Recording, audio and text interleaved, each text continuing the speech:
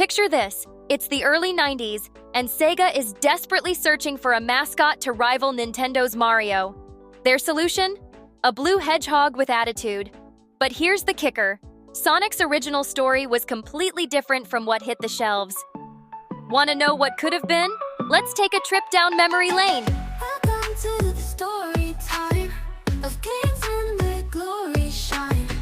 And of this arcade. Oh, we love the arcade. The gaming world was changing fast. Nintendo had a tight grip on the market with their Italian plumber, but Sega wasn't about to give up without a fight. They needed something fresh, something cool, something that would make kids and teens say, "Wow, I gotta have that!" Enter Sonic the Hedgehog, but get this, the Sonic we know and love almost didn't exist. Can you believe Sega considered a rabbit, an armadillo, and even a caricature of Theodore Roosevelt in pajamas? Yeah, you heard that right. The blue blur we all know could have been a president in PJs. Crazy, right? But there's more to this story, and trust me, it's gonna blow your mind. You heard right, Sonic could have been Teddy Roosevelt in jammies. But how did we end up with a spiky blue speedster instead? The journey from presidential pajamas to hedgehog hero is wilder than you might think. Sega was on a mission to create the perfect mascot, and they weren't afraid to get weird with it. Picture this, a conference room full of game designers tossing around ideas like they're playing hot potato. What about a rabbit? One suggests. Nah, too fluffy, another counters. I've got it, an armadillo. But none of these ideas were quite hitting the mark. Then someone throws out the wild card. Theodore Roosevelt, in pajamas.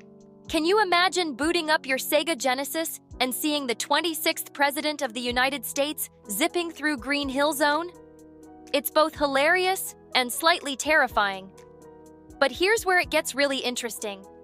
Naoto Ohshima, the character designer, wasn't satisfied with these ideas. He knew they needed something special, something that would really resonate with players. So what did he do? He packed his bags and headed to New York City. Ohshima set up shop in Central Park, armed with sketches of potential mascots. He showed them to passers-by, asking for their honest opinions. And you know what? The hedgehog design was the clear winner. Ohshima said, "The result was, the hedgehog was most popular, people pointed at it and really liked it." But why a hedgehog? Well, Ohshima had a pretty clever reason. He explained that the hedgehog was chosen because it was cute and transcends race and gender. Smart thinking, right? They wanted a character that everyone could love, no matter who they were or where they came from. Now, let's talk about that iconic blue color. Did you know it wasn't just a random choice? Sega wanted their new mascot to match their logo, creating a strong brand identity. Ohshima put it this way: "We wanted a level of familiarity, and even comfort. The point was to make it into a character that feels familiar." And those red shoes? They've got a pretty cool backstory too. Ohshima drew inspiration from none other than the king of pop himself, Michael Jackson.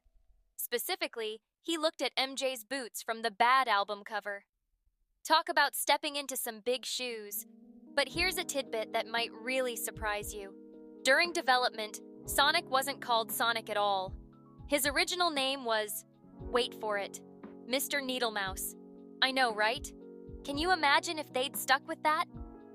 Gotta go fast, Mr. Needlemouse. Doesn't quite have the same ring to it. Thankfully, the team realized that Mr. Needlemouse wasn't exactly marketing gold. They needed something snappier, something that captured the essence of their speedy new hero. And thus, Sonic the Hedgehog was born. So there you have it. From Teddy Roosevelt to a blue hedgehog named Mr. Needlemouse, Sonic's journey to becoming a gaming icon was anything but straightforward. It took a trip to Central Park, inspiration from Michael Jackson, and a lot of creative thinking to bring us the Sonic we know and love today. And honestly, I think we can all agree it was worth it. After all, gotta go fast, Teddy Roosevelt just doesn't have the same charm. Now that we've seen how Sonic could have been a pajama-clad president, let's talk about the masterminds who brought our spiky blue hero to life. Ever wonder who was behind Sonic's attitude and speed?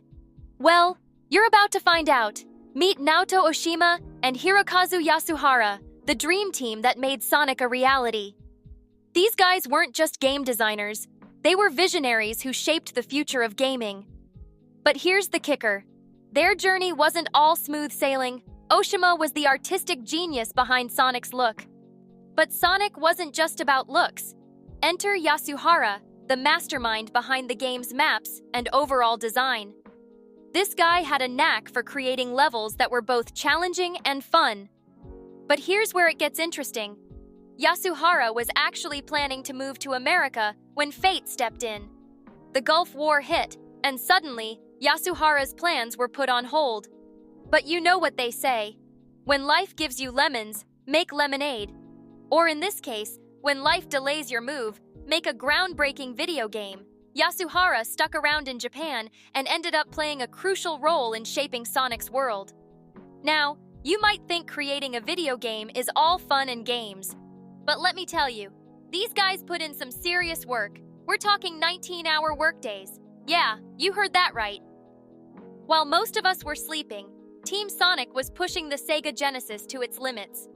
Yasuhara didn't sugarcoat it. He described the development process as intense, requiring a ton of effort and dedication. But all that hard work paid off. They weren't just making a game, they were creating a gaming revolution. So, next time you're zipping through Green Hill Zone, remember the blood, sweat, and tears that went into every pixel. Ohshima and Yasuhara didn't just create a character, they created a legend. And they did it with nothing but their creativity, a sketchpad, and some seriously long work hours. But here's the million-dollar question. How did all this hard work translate into the game we know and love? Well, that's where things get really interesting. Ohshima and Yasuhara didn't just want to make a fun game, they wanted to create an experience. They took inspiration from their environment, weaving elements of Japanese culture and their own experiences into Sonic's world. The result? A game that wasn't just fun to play, but had depth and character. From the lush landscapes of Green Hill Zone to the industrial nightmare of Scrap Brain Zone, every level told a story. And at the center of it all was Sonic, a character that, as Ohshima put it, transcended race and gender. You might think you know everything about Sonic, but trust me, there's a whole world of secrets hiding behind those spiky blue quills. Ever wonder where Sonic made his first appearance? Hint, it wasn't on the Genesis. Or maybe you're curious about why Sonic can't swim. Well, get ready, because we're about to uncover some mind-blowing facts about our favorite hedgehog. Let's start with a little-known tidbit that'll make you feel like a gaming detective. Before Sonic zoomed onto the Genesis, he made a sneaky cameo in another Sega game. Picture this. You're playing an arcade racing game, and there, dangling from the rearview mirror, is a tiny blue air freshener. Yep, that's Sonic, making his debut in Rad Mobile. Talk about a hidden Easter egg. Now, let's tackle a mystery that's been puzzling gamers for years. Why can't Sonic swim? It's been a staple of the series since day one, but here's the kicker. It's all based on a misunderstanding. One of the original programmers, Yuji Naka, thought hedgehogs couldn't swim in real life. Turns out, he was wrong. Real hedgehogs are actually pretty good swimmers. But hey, sometimes mistakes lead to iconic game mechanics, right? Speaking of iconic, let's talk about that Sega sound at the start of the game. You know the one. It's burned into the memory of every 90s kid. But did you know that little audio clip took up a massive chunk of the game's memory? We're talking 1/8 of the entire cartridge. That's some serious dedication to branding. It even meant they had to cut other features, like a planned sound test band. Talk about sacrificing for your art! But wait, there's more. Even Sonic's box art has a juicy story behind it. You'd think everyone would be thrilled with the final design, right? Wrong. The Sonic team wasn't happy with the American version of the cover. They thought the airbrushed style, created by artist Greg Martin, was too, well, American. Naoto Ohshima, the guy who designed Sonic, couldn't understand why Sega of America didn't just use his original artwork. It's like the transatlantic version of my drawing is better than yours. So there you have it, folks. Sonic's secret origins are full of twists, turns, and even a few mistakes. From hidden cameos to swimming hedgehogs, from memory-hogging sound clips to international art disputes, the story behind our Blue Buddy is anything but straightforward. It just goes to show that even the most famous games have their share of behind-the-scenes drama.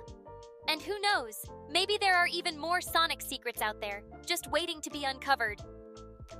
Now that you know about Sonic's secret origins, let's talk about how this spiky blue hedgehog pushed the Sega Genesis to its limits. Did you know that Sonic wasn't just designed to be cool? He was actually created to show off what the Genesis could do. That's right, Sonic was basically a tech demo with attitude. When Sonic burst onto the scene, he wasn't just fast, he was blazing. The Genesis was flexing its muscles, and Sonic was the perfect mascot to show it off. But here's the thing, the game was almost too fast. Yuji Naka, the mastermind behind Sonic's engine, had to pump the brakes a bit. Why? Because the speed was making people sick during testing. Talk about too much of a good thing. But it wasn't just about speed. Sonic's world was a feast for the eyes. Those complex level designs, they weren't just for show. They were pushing the Genesis to its limits, showing off what 16-bit gaming could really do.